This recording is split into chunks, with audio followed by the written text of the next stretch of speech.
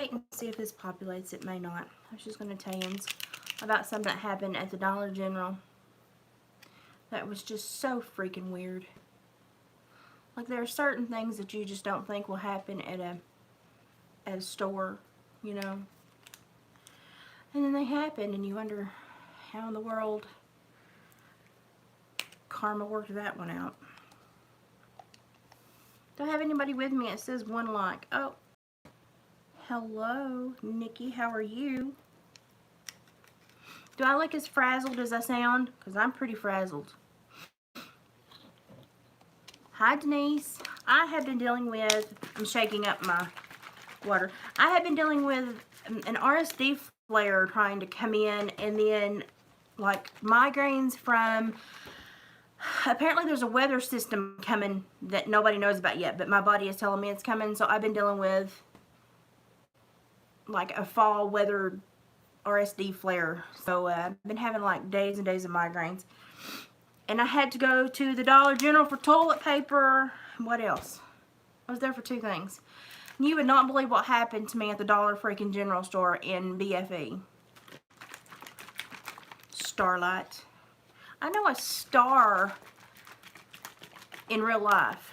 And that's odd that you're on here as well. Like, I take all my magnesium, calcium, vitamin C,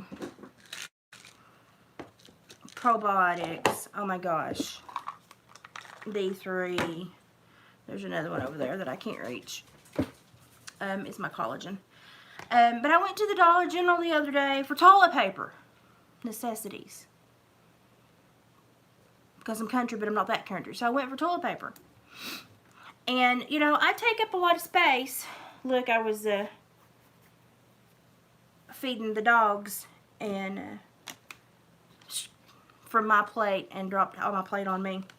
But y'all know how you like surf the Dollar General and like you bump into random people because you're focused on the shelves and you don't really pay attention.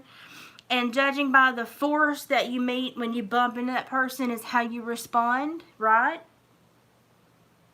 Y'all understand what I'm saying? Like, if it's a small bump, then I think I've completely obliterated some senior citizen, and I turn around trying to catch her going, oh my gosh, I'm so sorry. I bumped into what felt like a ginormous redwood or towering sequoia tree that did not budge. And if I bump into you, because I'm what I call a mass hole, because I'm a big person. Normally when people bump me, they just kind of spin off because I don't move. But if I bump into you and you move me, I'm concerned. Okay? I'm concerned because you must be a rather large person. And normally, if I bump into you and your center mass is above my shoulders, it tells me you're a rather large, tall person, which means you're probably male, correct? Everybody going along with me here? Like, these are all assumptions that logic would tell you to make? Okay. So I bump into what I can only describe as what would feel like Bigfoot behind me in the Dollar General. Did not budge. Actually moved me. To which I went, oh, excuse me, sir.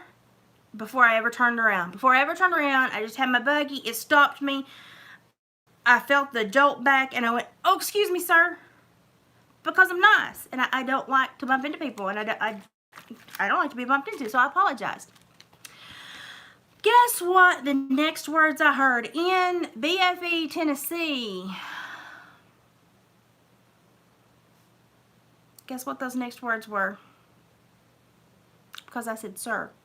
Guess. I hear, you misgendered me. Holy crap, Andre the Giant has come back from the dead, and I just bumped into him in the Dollar General store. Yeah, I'm a ma'am, yeah. Which, don't get me wrong, I don't care what you want to be. You want to be whatever you want to be, you go be it. All I do ask is that if you're asking to be called ma'am, give us some packaging hints. Because if I go to the store and I want salt and vinegar, I look for the package just of salt and vinegar. If I want Flamin' Hot Cheetos, I look for the Flamin' Hot Cheetos. I don't like go for the opposite. and expect it to work, you know? To which I went, oh, I'm sorry.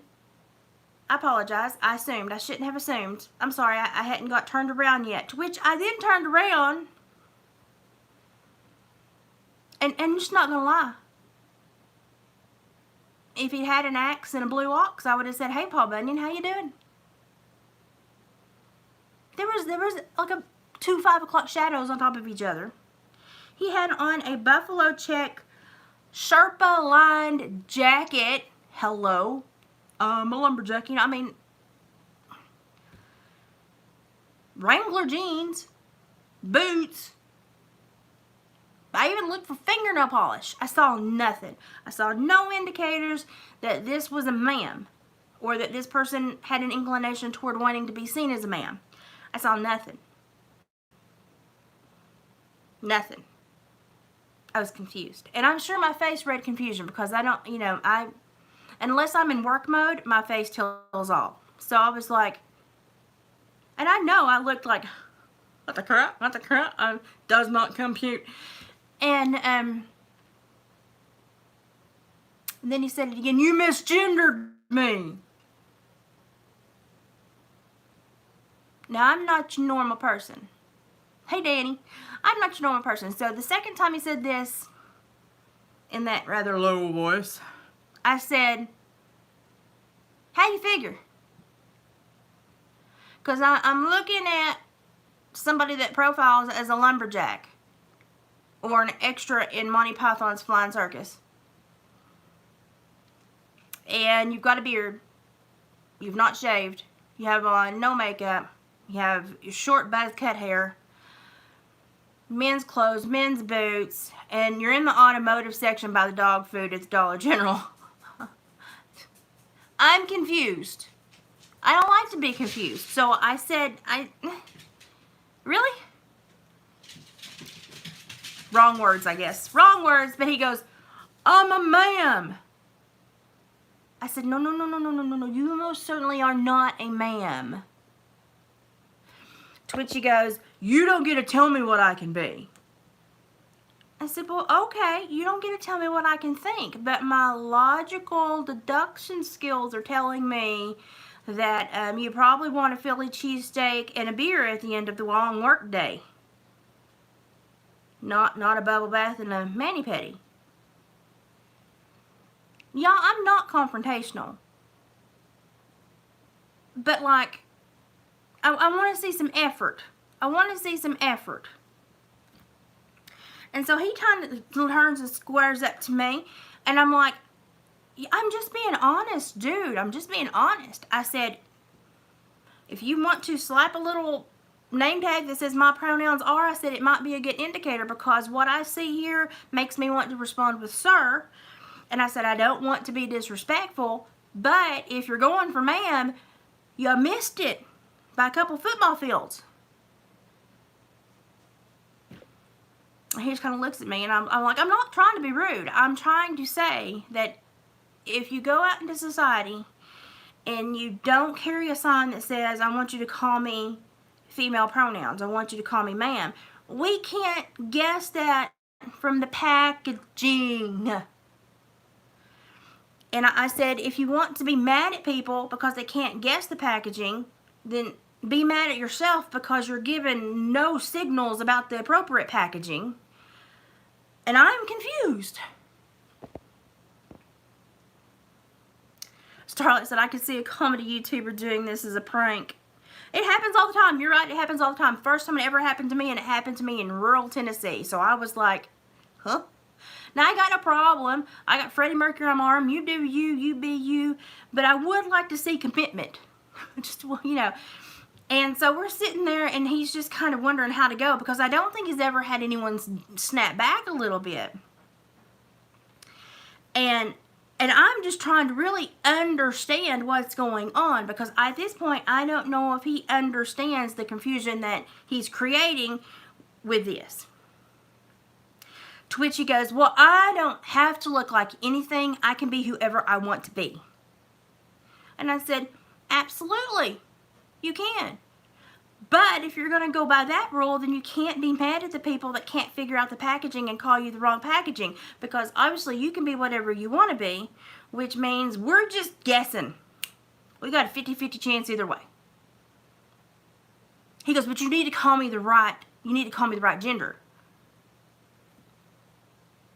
But if packaging doesn't matter and you can be whoever you want to be, how am I supposed to know how to get it right if you're not inclined to give me clues to help me make it right and packaging doesn't matter? Because if you want me to take your context clues and get the label right, then obviously packaging does matter. And I said, I'm just really trying to understand. I really am just trying to understand. Because I said, I'm concerned that you go into places and you have this hostile mindset because you're waiting for this to happen. And then when it happens, you revel in it. I said, but nobody wants to be in this position, especially people like me, who genuinely do respect how everybody wants to live their lives and says, you do you, boo, you go, I'm 110% behind you. I said, but if you're doing this to go into places to get a bait and switch and to get some kind of emotional payoff or some kind of nasty high, then I just have to say it's rude and it's inconsiderate of everyone else you run into. Because you're making the rules up on the fly and we're just trying to keep up, but we're the bad people. So packaging doesn't matter. You can be whoever you want to be. But I better infer from your packaging the right packaging so I can call you the right gender pronouns, because if I don't and I get your packaging wrong, but you're not inclined to make that packaging be right, but I can be wrong. So I said, why don't just walk in the door and hate me and smack me and get it over with, because you're setting me up for failure. I said, so what is your name? Thrissa. Well, hello, Thrissa. It's nice to meet you. That's a very original name. I give you bonus points on the originality of the name. I said, I've only heard that name one other time. And he said, well, thank you. I said, yeah, no problem.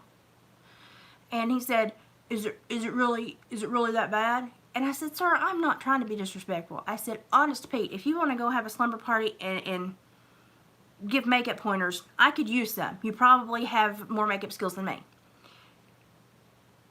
But you look like the man off the Brawny paper towels packaging. And if we're going for ma'am, we need to do better. Because if I am confused and going to call you sir, and I'm like the kindest of the kind, then the people that really want an issue are going to gladly have one with you. And I said, we're just setting each other up for failure. I said, so how can we meet in the middle on this so that you don't bump into somebody else and go through the day with a hostile, nasty attitude and create hostile, nasty attitudes everywhere you go? I said, because I was in a fairly good mood this morning and I would like to stay there. And he was like, well, I mean, yeah, I didn't really do anything this morning, to like glam up. And I was like, glam is not necessarily something that helps you identify as a female. I said, sometimes buffalo check plaid sets off a logger theme. I said, my husband, is from the logwood, so I understand that. I said, but then the men's jeans and the men's lace-up work boots and the 5 o'clock shadow. And I said, I want you to understand that the picture show and the idea and the person that you have in your head may not be the person that you're presenting to the world. It may be who you want to be, and she may be fierce, and she may be gorgeous, and she may be hot stuff. But just because you think it doesn't make it so. So how do we make sure that we're putting what's on the inside on the outside so people know to respond with what you're feeling on the inside? And he was like, I never thought about that. Really, because most people go through the life wanting to make sure that what they're thinking and feeling on the inside matches the outside.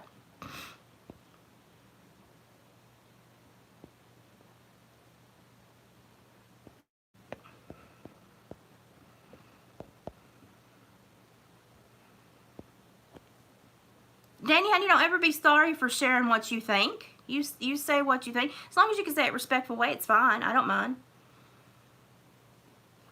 Like, I really don't want to infringe on anyone's, like, I don't want to make this person unhappy.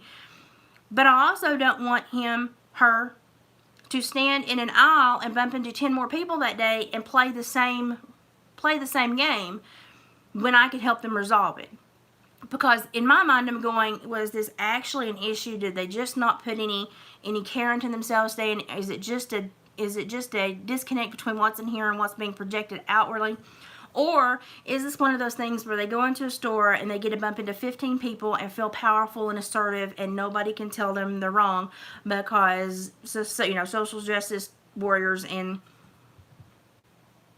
ideology is on their side, tribalism's on their side right now. And I was really concerned, so I was just trying to be kind but be assertive, because I didn't want to be run over, because I don't feel that I did anything wrong, even though I said, excuse me, sir, that I had not even looked at him yet. Excuse me, sir. And then as soon as I turned around and he said, you misgendered me, I apologize. But it's like he wanted to have an argument. And so I just stood there and I was like, I don't always put the most effort to go out in town either. I understand that. I was like, I just don't want you to have this as a recurring theme. And if you are really shooting to be seen and respected as a female, then let's talk about this. Because, I think we can meet in the middle here and we can both learn something. Danny, honey, you're fine. You're fine. This is a place where we can all come and talk about it. This is a touchy subject. This is something that nobody can really agree on, because society says there's one way to think about it, and literally every ideology says there's another way to think about it. And for me, I want to show kindness to everybody, but I also don't want to feel like I've been run over by a Cape buffalo that said it was a pronghorn antelope or a gazelle. So I want there to be consistency, and I want there to be logic, from these interactions, instead of just hate and attacks. And so as I started talking, as I do, I talk to everybody, and I said, well, and something, Danny, and it's the people that fight for the rights for everyone to have their rights that truly understand rights, because the people that have never had to fight for the rights don't always respect everyone else's rights, because they've never had to watch bloodshed or harm come to somebody who's fought for them. So I get that. There's a huge disconnect between the young generation and respecting the freedoms and the rights that people died for in this nation. Priscilla, honey, I'll talk to you later. I just wanted to jump on because this was the strangest thing. Maybe it was just because I've been having some really bad days and it just struck me odd. But it had a good come out. So just hang on. It had a good come out if you're wanting to know what happened. So they genuinely looked at me and they said, I do need to put more effort into myself. And you're right, I am struggling with this transition. And I said, that's okay, everybody struggles. Can I help you with anything? And they were like, I don't feel like I am who I was born, but I don't understand this transition, and I don't know if I am transitioning to who I'm supposed to be. I feel like I'm lost in the shuffle. And I said, well, I think that would probably be a fairly good analysis of what you're going through. I think that's, I think that's well said, and what probably is going on currently. I don't think anybody can do this and not be confused in many ways. I said, this is a big step. I said, but it would be better done with, undertaken with friends and support rather than creating enemies. And they were like, yeah, you're right, and I'm sorry. And I was like, well, you don't have to apologize to me. Just from now forward, today, let's have positive interactions with people, and whether they get it right or not, let's not be mad. I said, people bump into me all the time, and because I am so broad and I'm such a chunk, they say, excuse me, sir, before they look. And I said, it doesn't bother me, because I understand that when you hit my mass, I feel like a man. I get it. So it doesn't bother me. And he was like, or she was like, you see, this is where I get confused. And I try to be respectful, but it just turns into confusion. And they looked at me and they were like, it doesn't bother you? I said, well, no, because I know who I am. So whatever comes out of their mouth doesn't change who I am. And at that moment, in the middle of the automotive and dog food aisle, Dollar General, this person broke down. Full on ugly cry. And so at that time, I went from being like somebody who thought they were going to get assaulted to a protector of sorts, because I'm like, are you okay? Can I help you? Do we need to go over here in a quieter corner and talk about something? And they're like, I'm trying, but I don't know if this is right. And I said, have you ever thought that maybe something you were supposed to change was internal and not external? And they were like, I don't know. I can't figure this out. But every time I talked to my younger friends, they said that this was probably what the issue was. And I said, have you been to therapy? Have you been to counseling? And they were like, no. And I said, well, let me just tell you that you are the expert on you, not your friends, not a younger generation, not someone else. You are the expert on you. And before you do anything that's, irrevocably reversible, go and spend some time with you and a professional that will help you talk to you. And they were like, I'm scared. I'm scared that I won't like who I find myself to be in therapy. And I said, little tip here, if we all liked who we were, the human race would never do anything nice, because we only try to do kind things because we know we're inherently dark somewhere inside. I said we all have it. We all have a little black spot on our heart, and that is what makes us aware that we may not be the best people, so we have to do nice things to make up for that little black spot, and thus society tries to overcome itself. I said it's the only reason we keep going up the hill. And I said we're going slower these days, but we're still going up the hill. I said, so it's not that you're supposed to fall in love with who you find in therapy. You're just supposed to identify parts of you that you want to work on. I said, that's it. I said, you don't have to have a love-hate relationship with yourself. You can just say, hey, that piece needs to be replaced. It's old and rusty and it's not working correctly. I said, that's kind of, it's maintenance. I said, that's a good way to think about it. And, well, yeah, we're all flawed. Yeah, and but they were so scared about going into therapy and hating themselves. And I was like they were terrified of what they may find out about themselves. And they were the only person that had that fear. We all have that fear. We all have that fear that we're by far worse creatures than we think we are. That's normally what keeps society trying to do nicer, kinder things, to keep moving in a better way, to try to undo past wrongs. We try to, seek a higher self in the future. And I was like, you don't have to go in and think you got to love yourself or hate yourself. You just got to do some work, And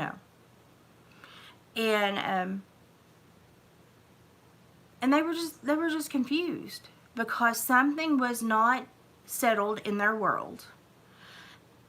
And basically when I said, what's not settled? Is your brain not settled? Is your heart not settled? Is your physical daily activities not settled? Where does most of, the bad energy, the bad karma that you feel come from?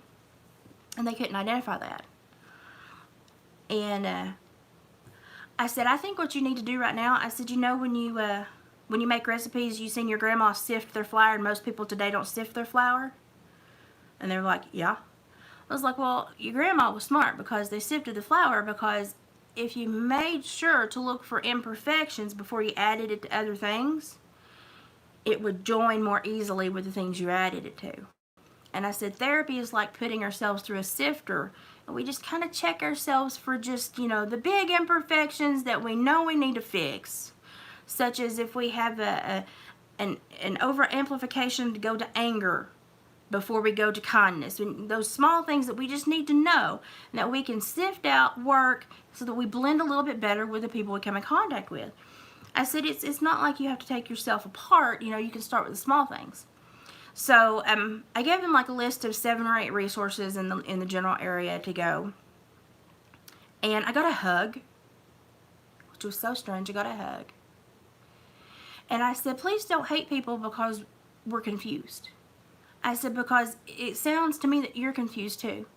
And if we can allow each other to be confused, but to navigate through the confusion, then we can come out on the other side and find something to bond about. I said, but if we separate ourselves and we never sift the flour, I said, then we're never going to, we're never going to join the recipe and make anything that tastes good. I said, but we've got to try to be kind to each other and understand that everyone's allowed to be confused. Everyone's allowed to make mistakes. Everyone's allowed to speak their mind. And I said, at the same time, don't allow other people to dictate your world. And we walked into the home goods aisle, and there were a bunch of mirrors. And they stood beside me, and they said, give me just a few pointers. And I was like, burn the buffalo check Sherpa lined logger jacket, or give it to someone else because it's like not sending the correct vibe. I said, don't wear jewel tones. I said, you need muted, like nature tones. And I said, just next time you go to, because they said they spend a lot of time in the bigger cities about 2 hours away. I said, next time you go, I said, go and spend $20-$30 to have somebody do your makeup and take notes or film it so that you can do it at home.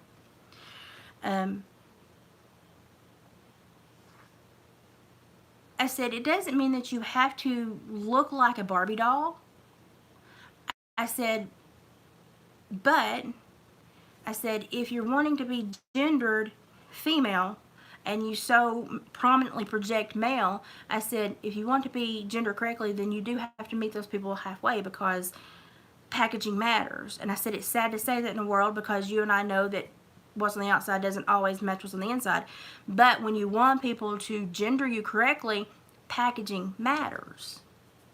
Otherwise, it's just like laying a trap out for people that are just trying to get through the world and go, oh, crap, I don't want to make them mad, but, I said, so we just need some help to read you all, and just to know which way we're supposed to lean, and I said, because I understand. I said, not everyone can be a Blair White. I get that. I can't even be as pretty as Blair White. Really. I struggle with just keeping my skin clear. But I said, obviously, if you want to be gendered female, then you need to be giving your audience some clues. And they were like, yeah, I need to work more. And so we talked to, about a couple of clothing options and stuff like that. And they were like, I've not received any kindness from anyone. And I was like, that's weird because this is real, honestly, it's a really kind area. Even if you're super different than what we have going on here in this little small rural area, we're pretty kind people. And I said, so what is your normal interaction with people? And he said, well, they normally bump into me or laugh at me, and then I have to tell them. And I said, okay, well, let's just say that doesn't work. So that scenario of meeting people and introducing yourself is failure. So the next time, I said, don't try to contradict what they're feeling or their confusion.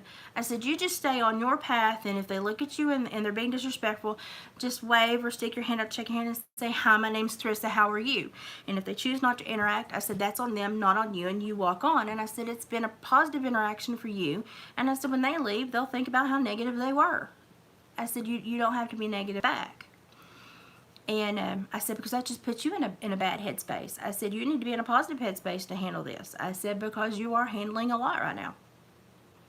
So hopefully they will be going into a couple of counselor meetings to try to find someone that can help them with some of the dysphoria they may be going through.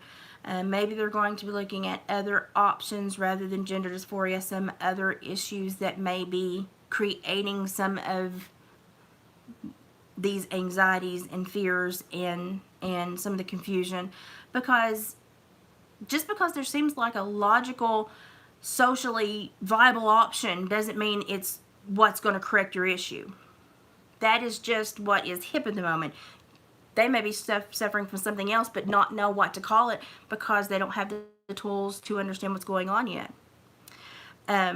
So we swapped numbers, got them lined up to have 7 or 8 counseling options to call and set some stuff up. And I kind of left it open-ended, as if they wanted to contact me, they were able to. And I said, but just understand that I'm going to screw up occasionally because I am very much an Afghan hound, a greyhound. I am a sight hound.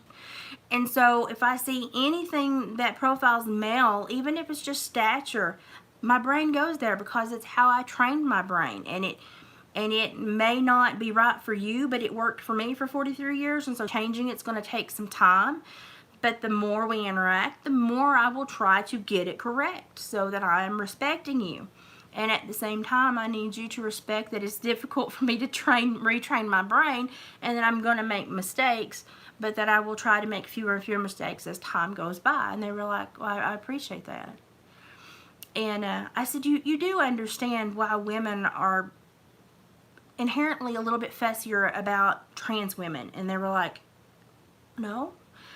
And I said, okay, well, when you fully get over to this side of the world, if you do, I said, and you understand what the pink tax is, and pay scale issues, and management numbers and ratios and stats, and you start to understand the way that we are just simply shoved off and discredited, and not even, oh, it's just the girls, bless their hearts, they're just talking, they're not making any sense, they're just talking.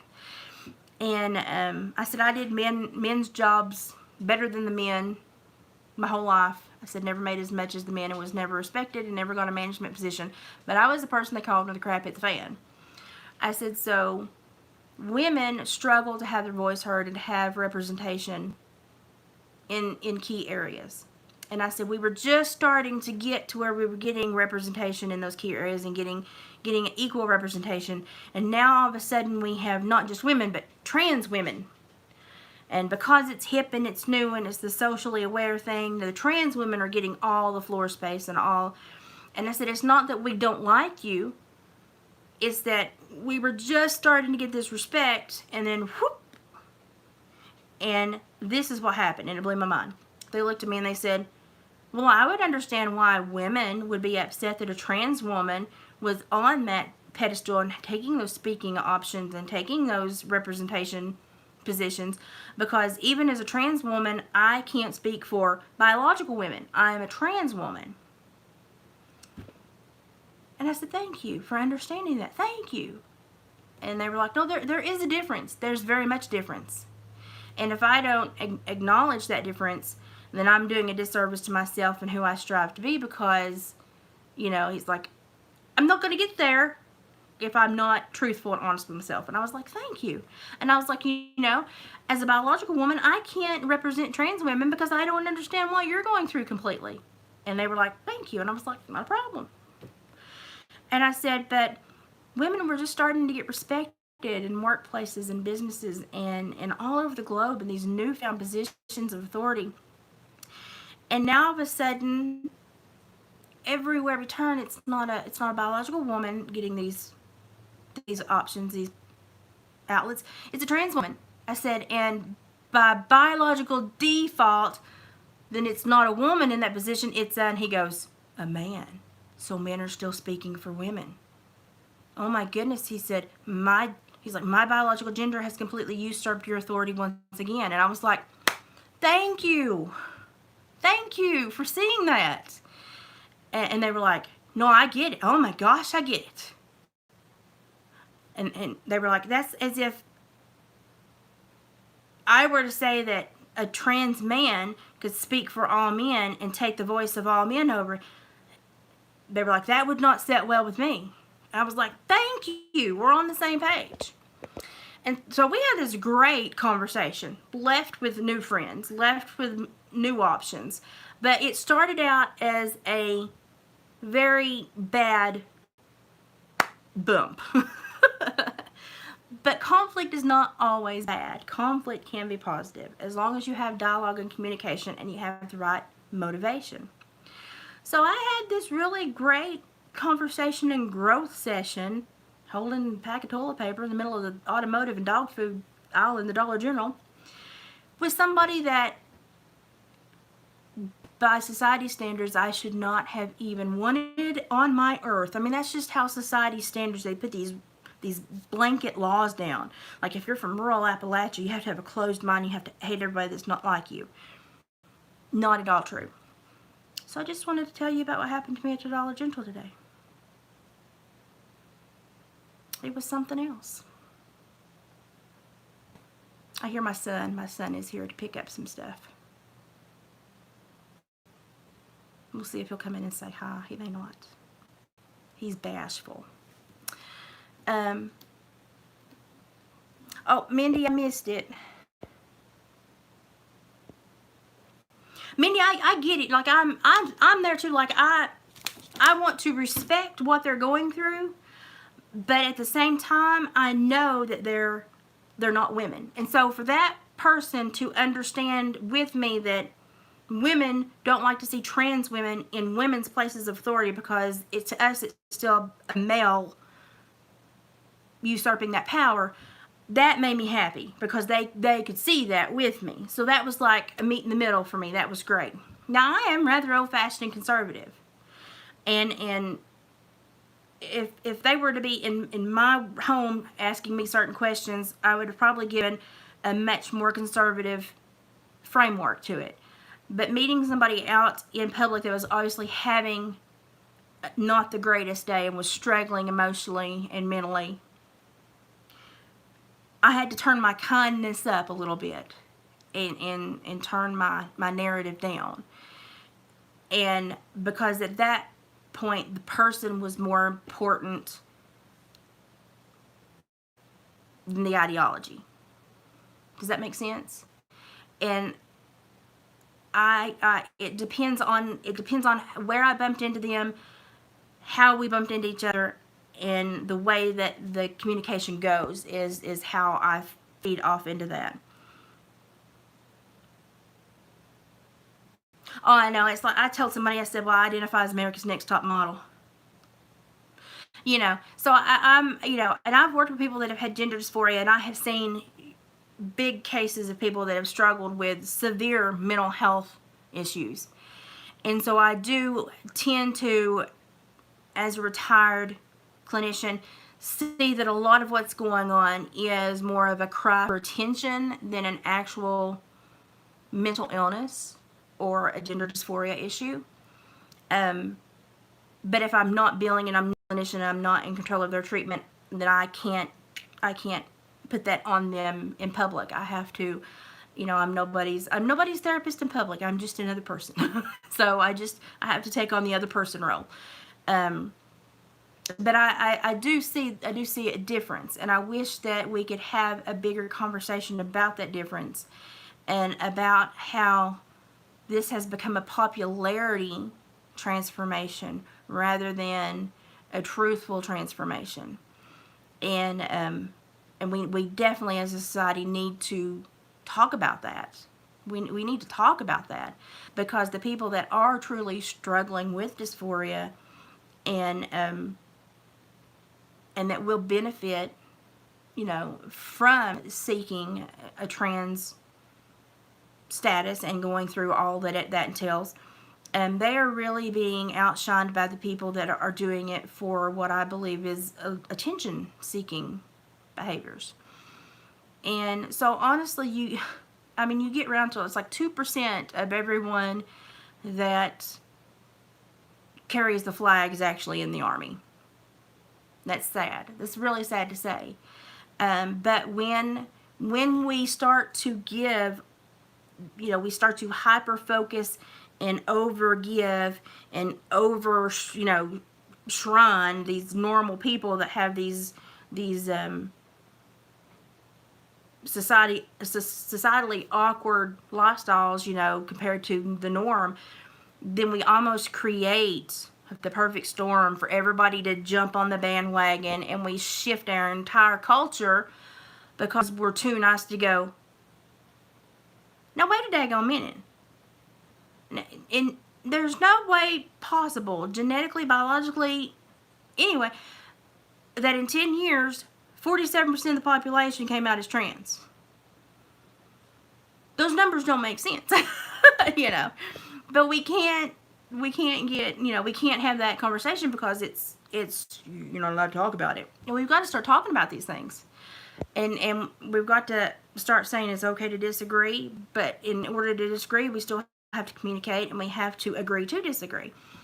And so in public, I'm very different than I was when I was in my office, and I was an acting clinician. There's two very different brain sets, and so I have a little bit more freedom in public when I bump into people. I can kind of cater to the human instead of look for the mental issues to be, you know, to patch up and to work on. And so that's what I did. And that day, I think that person just needed some kindness. They needed to have kindness role modeled so that they knew what it was to receive it and knew how to give it, because I think that they had been stuck into this mindset that in order to have this lifestyle and be this type of person, they had to have this type of behavior, and they had to blanket hate anyone that didn't immediately bow to them. And so this person found out it's okay for people to have questions, be confused, not clearly understand, talk about it, and still walk away with a very different mindset, but understand that there's still human compassion within everybody that can be found. So it was a very, very strange Dollar General trip, but I left kind of refreshed. Not that this person had thought they had flexed me from, you know, any belief or way of being that I have created in 43 years. But because that person did not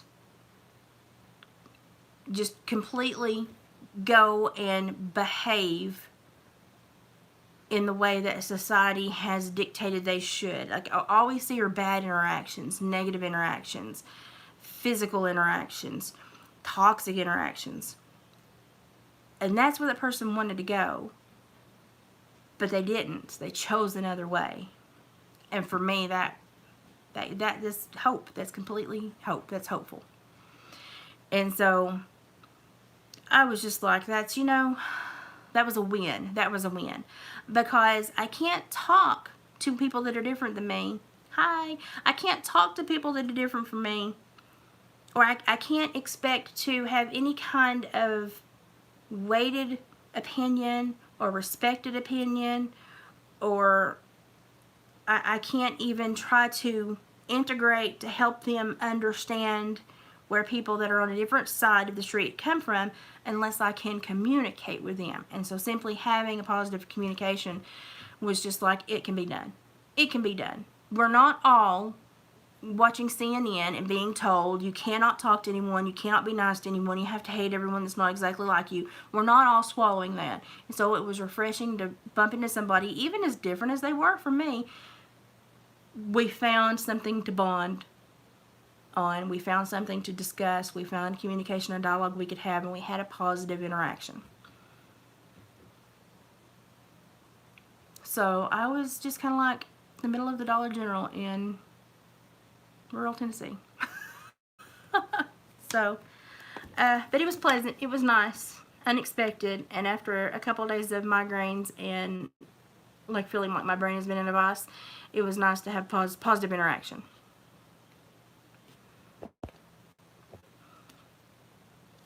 Mindy, you're not closed-minded. You're not closed-minded. But you know something? People, it's like, okay, like the Amish. When they get their Rumspringa and they go out and they get to eat sugar and drink liquor and experience the world,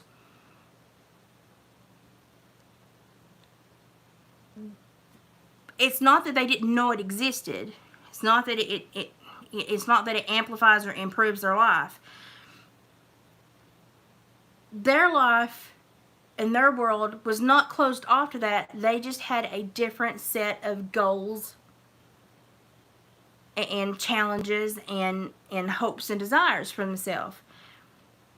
And when they go on experience and they're able to take like a Polaroid of somebody else's goals and desires and hopes and stuff, it may be completely different, but it doesn't mean that their lifestyle is closed off and not, not as real.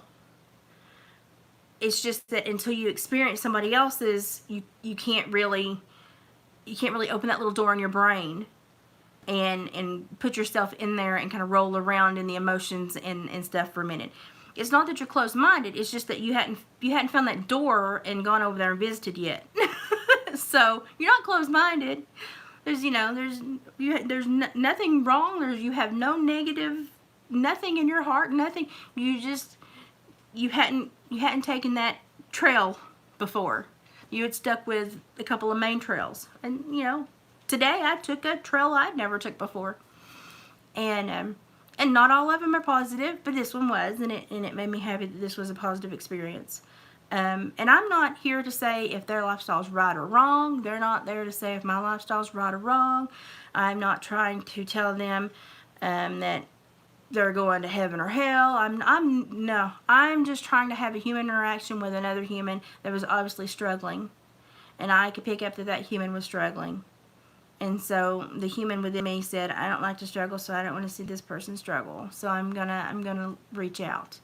Had they not reached back out, I would have moved my happy butt to the next aisle and gone on with my bad self. But it's always nice when the interaction does occur and it is positive.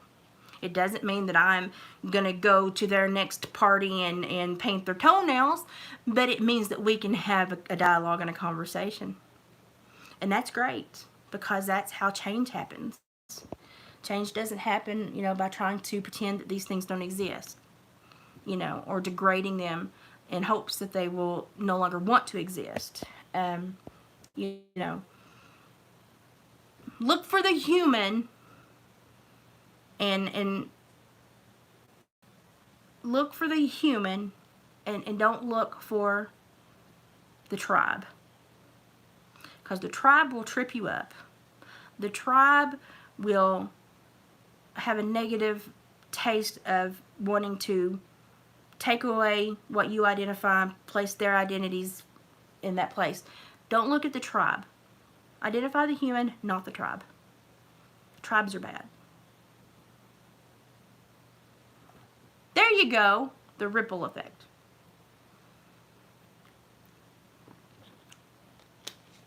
Yeah.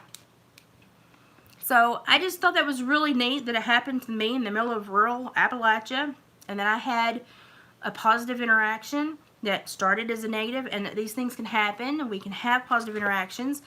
Just because somebody is not who I want to be doesn't mean that person is worthless, or just because that person doesn't follow my preference and religious ideas doesn't mean that Jesus does not love them just as much.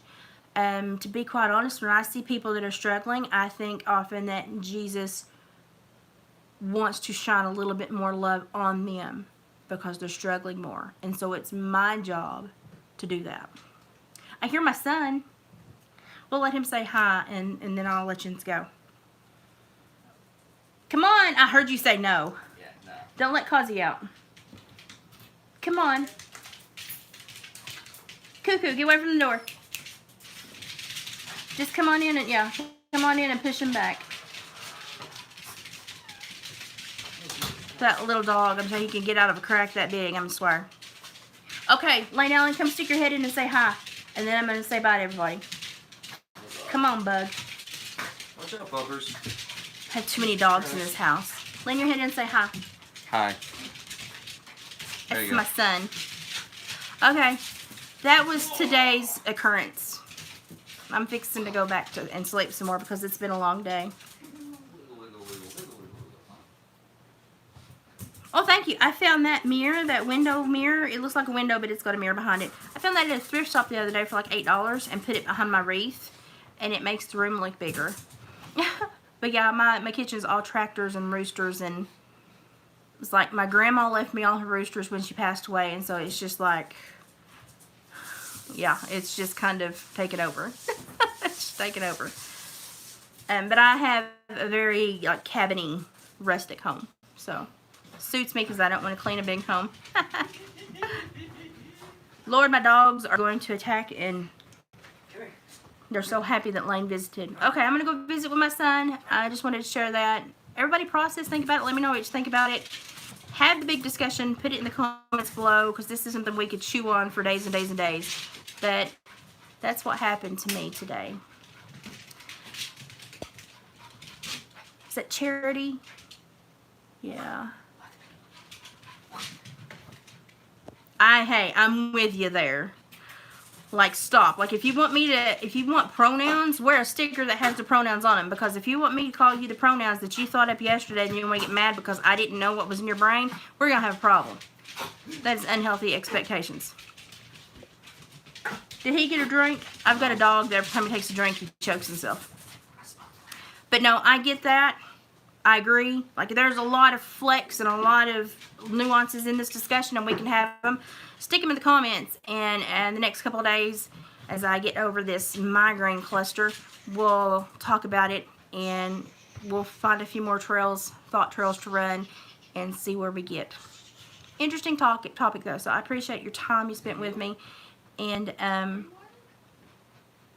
just everybody calls me Mama Liz. Just call me Mama. But as soon as I get through these cluster migraines with this, there's a weather shift coming. It's going to happen. I'll be back to do my normal videos. I'm just going through, and I'm starting to flare a little bit, as you can tell. So I'm just trying to rest a little bit more than normal and not let this go into a full RSD flare. So as soon as I get through this, I will be back. Make sure that you're checking into Priscilla D's channel. She's doing a lot of great conversations about mental health, about country living, and make sure that you go and check in Sharon's channel at Down Under True Crime. Great channel, great comment section, great community chats, just great people. Go check in with them. And I'll be back in a couple of days. Mama Liz out.